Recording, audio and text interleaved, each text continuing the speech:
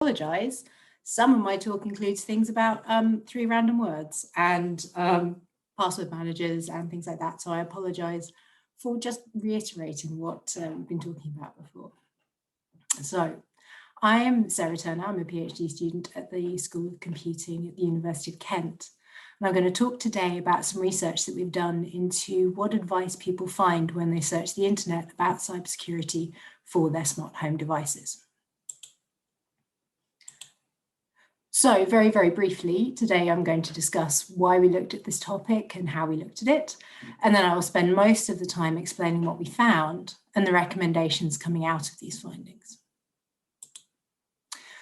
So this piece of research came about in part because I spent last summer interviewing and surveying families about their home IoT device use. When I asked what they would do to understand more about the security of their devices, or if they thought they were subject to some sort of breach or attack, a little over 75% of them said they'd turn to the internet for answers. Now, this was really striking in conjunction with three other aspects that came out of this research. People, both adults and children, could not typically describe how their devices worked or what data or information they collected about them. They spoke of threats generically, without any sort of thought as to what their specific devices were. They also spoke of the risks and actions they might take in terms of computers and not IoT devices. So phishing, online abuse, online scamming, financial scams came up a lot. Although individuals were often resigned to knowing that companies were collecting a lot of data about them, no one really talked about the risk of their devices failing or being compromised in any meaningful way. And so this led me to the question, how do you Google about this stuff if you don't really know what or why you're Googling? So we performed two slightly different searches, primarily coming up with 14 search terms based on generic phrases like how to secure my devices, smart devices, cybersecurity help, things like that. In addition, and in line with findings of large-scale research, such as the Tech UK State of Connected Home report, we performed the same methodology against results querying the major manufacturers of smart TV, streaming device, and smart assistants. And these devices are the three most popular, overwhelmingly in the UK market at present. Based on Consumer Best of 2020 guides, we took the major manufacturers and so searched for terms like, how do I secure my Chromecast? Now, making sure we'd done everything possible to minimize the personalization of results. So we logged out of all accounts, cleared all cookies and browsers, used a VPN to point away from regular IP addresses. We then took the organic, non-paid for results for the first 2 pages of each of the search terms when searched through Google, DuckDuckGo, and Bing. Each page was then reviewed to include only those pages that were targeted at individuals and not corporations, including information about smart devices and not just about computers. And of those that met this criteria, we then took note of the organization that was publishing the page, the last noted date on the page, and that was based upon the text on the page rather than any of the metadata. We then looked at the content itself, what was said about specific devices, what type of threats were detailed, what the risks to device users were, and the solutions that were proposed. So I will break down the findings now into details about the sources, about the threats, and the advice given. In summary, though, we found that over half of the sources in the results were either news organizations or sites giving opinions without any specific link to the device types they were giving advice about. We found that threats were barely explored. It was typically assumed in the sites that referenced generic threats that the only real threat could possibly be a hacker, without usually even defining what that meant. And the advice we found was non-specific and seemingly contradictory. Some of the results also painted a picture of cybersecurity as being something that's a big investment, but without any clear explanation as to the return on that investment. So first, who was providing the information? We found that around half the sources, so 125 in total, were from sites linked to news organisations or sites giving opinions, ranging from consumer lifestyle blogs to lifestyle websites to personal blogs. Given the way that search engines work, it's entirely unsurprising there was a lot of news content, as news generates traffic. There was no content from internet service providers about protecting the home. And this is perhaps unsurprising given the search terms. However, it was noticeable as there was still plenty of advice returned on improving home networks within the returned results. And I'll talk on that a lot more later. Around half of the pages were dated in the last couple of years, as you might expect. But there were a few that were significantly older, with 2 dating all the way back to 2011. And 91 pages had no discernible date at all, which could be problematic when trying to understand the validity of the advice being provided.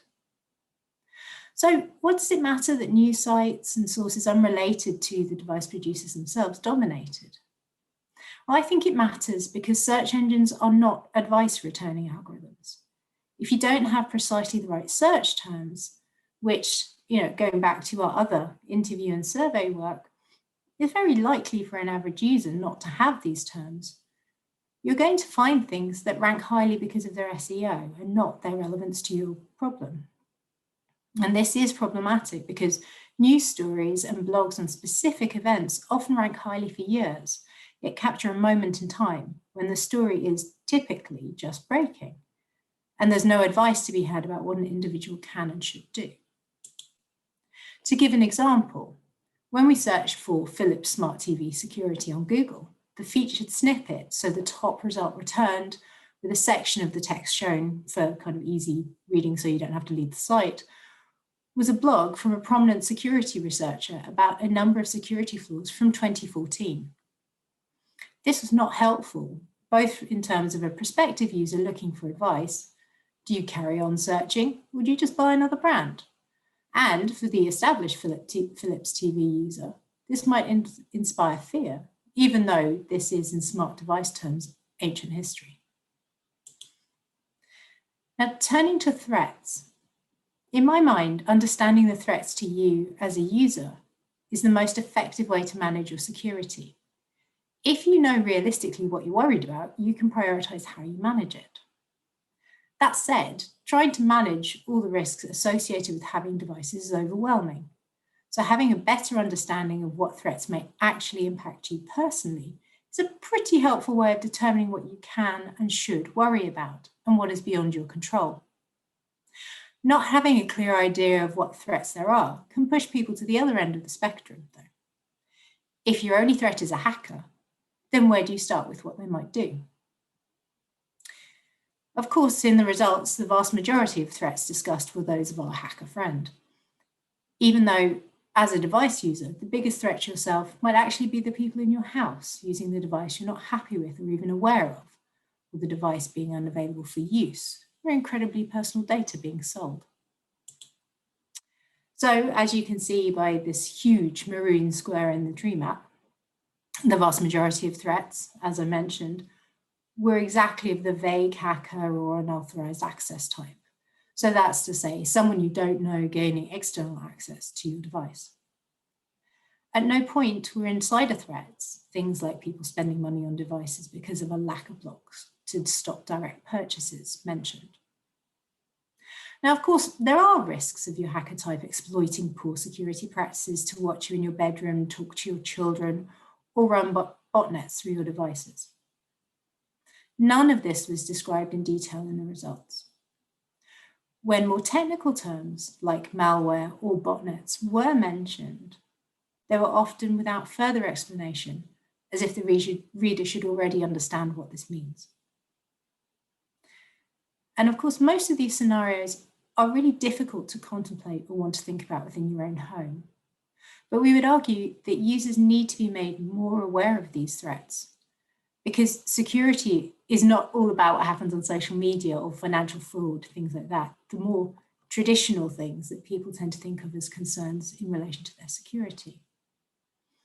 And botnets in particular are a threat worth calling out to individuals because they're really poorly understood and somewhat specific to IoT devices. And even if you do know what a botnet is, being part of one is almost exclusively a negative externality at first blush. It doesn't really matter to the user if their device is used, as they're unlikely to see any immediate impact. Or so you might think. From the IoT device point of view, if you don't know your threats, you might not recognize the importance of managing them. So this on this slide is a screen grab from the ISP Virgin Media. This, importantly, did not come up in the research results. It is a warning to their customers that if their devices are believed to be involved repeatedly in a botnet that facilitates denial of service, the customer's account may be cancelled. The steps that they take the customer through underneath this note are complex. Many users would probably balk at having to try this. Yet we saw no preventative measures in our results being detailed out by ISPs about making sure you have strong, non-defaulted, unique passwords on your devices or your home network to minimize that risk, which of course is an infinitely easier step than trying to remove something from your network. And this loops back to where we began on threats and what we were talking about just before. If you don't understand your threat, you make assumptions that may not serve you well. Again, not part of the research findings, but these tweets illustrate the point perfectly. The person tweeting, who's a technology journalist for the BBC, seemed to be rather confused by the response to her tweet that notebooks are infinitely better than reused or default passwords if you're prepared to use them for storing genuinely unique passwords and can trust those who are likely to have access to the notebook. It might also be really helpful when, as in the case of a number of home IoT devices, multiple users might nominally be responsible for the device and so periodically may need to know the passwords. No one in the InfoSec squad should be screaming if it's appropriately used, and the XKCD comment backs up this point as well. And then finally, moving to the advice that we found. So there were many pieces of advice, many of them. We counted nearly 1,400 and bucketed them into 54 different topics. And the top 5 are on the slide here. Most common was using a strong password. Close behind were a number of objectively quite confusing and difficult pieces of advice. The second most frequent piece of advice was to limit the data given to devices. The fourth was to turn off either specific features within the device or the entire device. So to me, at least, these two categories are quite incredible. That the most secure thing that people can do is apparently to restrict the intended use of the devices or stop using them altogether for periods at least. Equally difficult was the third most common topic type, to have better home network security. So this is impossible to advise upon for the majority of people without the input of or understanding about the ISP a home user is signed up to. Yet, as mentioned in the search results, there were no general pages from ISPs about how to manage devices given the type of router they provided you with, for instance. The fifth most common piece of advice was to update software as soon as you can. Now, this is great advice on the whole, obviously. However, never was this advice followed up with what you should do when your device is no longer supported by software updates, or how even to know when this will or has already happened. So again, back to 3 random words. Everyone knows they should use strong, unique passwords, but it's basically a joke, as we've kind of been discussing before, as the strength of the password seems to be almost an entirely subjective decision for the developers of the system at hand. So, as we've talked about, this is the NCSC's guidance on strong password use. 3 random words, symbols and numbers, if you like. Simple, memorable, government guidance, which is based on research. Now below, there's the password requirements from Now TV, who are a service that provides streaming devices. Now this example did come up in the research, but it's absolutely not an outlier. So specifically here, they call out not using a word that's found in the dictionary. And why? It's directly contradictory to the NCSC's guidance without an obvious reason. And I'm sure they do have their reasons, but it's just not clear. why. And that makes trying to adhere to any singular strategy of 3 random words or any other recognized strategy impossible. And finally, this is an amalgamation of basically all the issues that we've talked through today in one example. And it's a mock-up of the type of things you find about using guest networks in the results that we had. As you can see, they all contradict each other. So this, in my mind, is just a perfect example of the need to provide guidance with the device or with the home network, or both in conjunction with one another, so that people don't need to turn to Google to be confronted with 3 opposite pieces of advice about the same issue. People need help to understand their actual threats as are posed to them and take it from there. Because, and this is really the crucial point, each one of those pieces of advice on the slide might be right for you, depending upon what's a bigger threat, what and who your guests might be, how strong your device security is, or what you do on your phone and your computer. Googling it provides incomplete information that might work or might just make things differently bad. Now, many of the recommendations that we've made fall ultimately on device manufacturers, in as much as it feels there's a need to stop users getting to the point where they need to rely upon their own instincts to find solutions to often complex and nuanced technical problems. Seen another way, these recommendations can be traced all the way up through the policy and educational chain, as it falls into understanding what users actually need to know to secure the devices they're using today. Users of IoT devices need to be supported to understand the actual threats to them and control either the most specific ones to them, or at the least, manufacturers should be forced to cover the lowest hanging fruit periodically through device life. Those are steps that can be provided through device documentation or cyber awareness campaigns, but both can also be shaped with an appropriate policy agenda. There also seems to be a need for significant discussion, or perhaps just more prominent public outputs of these discussions, if they're already happening, between governmental departments that are promoting one security stance and manufacturers that are pushing their own. Security guidance is, of course, contentious and without a single correct answer. But it would be good to know there's a reason for manufacturers diverging from a recommendation of a government agency, for example. Collaboration also seems to be necessary between device manufacturers and ISPs for as long as the security of one is dependent upon the security of the other. Routers are widely considered to be impenetrable for the layperson to understand. But if that's the only thing keeping their entire digital life safe against insecure IoT devices that were legitimately purchased, there needs to be more thought about how to support the customer rather than just sanctioning them when it goes wrong. In short, if we had more clear, readable, understandable information on the issues that mattered from the organizations involved in the security of these devices available to hand, available on the device or app, or very easily highly ranked when we search the internet, this would likely make life a lot easier and more secure for many. Thank you.